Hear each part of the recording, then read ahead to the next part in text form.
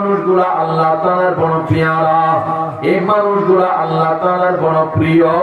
এই জমিনে যত মাখলুক আল্লাহ তাআলা বানাইছেন, সব মাখলুকের মধ্যে মানুষ হলো আল্লাহর কাছে বড় দামি। সব মানুষ আল্লাহর কাছে দামি না। যে মানুষের কলবে ঈমানের দৌলত আছে, এই মানুষগুলা আল্লাহর কাছে দামি। যেই মানুষের কলবে ঈমানের পরে ইলমের দৌলত আছে, এই মানুষগুলা আল্লাহর দরবারে আরো দামি। যেই মানুষের কলবে তাকওয়া আছে, ইখলাস আছে, এই মানুষটা আল্লাহর কাছে আরো দামি।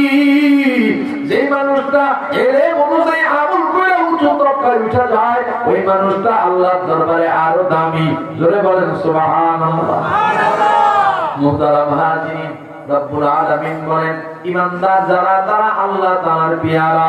জমিনের মানুষ যেমন পেয়ারা, মানুষের বিপদ চায় না, আল্লাহ তাআলাও আল্লাহর পছন্দের গোলামের বিপদ চায় না। মুহতারাম হাজিরিন, ঈমানদার, ঈমান কি জিনিস? ঈমান কি জিনিস? মুফাসসির হযরতগণ বলেন, ঈমান অর্থ হলো আল্লাহ তাআলার পরিচয় জানা, আল্লাহর মারিফাত অর্জন করা, আল্লাহর মুহাব্বত কলিজার মধ্যে ঢুকানো, আল্লাহর ভালোবাসা কলিজার মধ্যে ঢুকায় নেওয়া।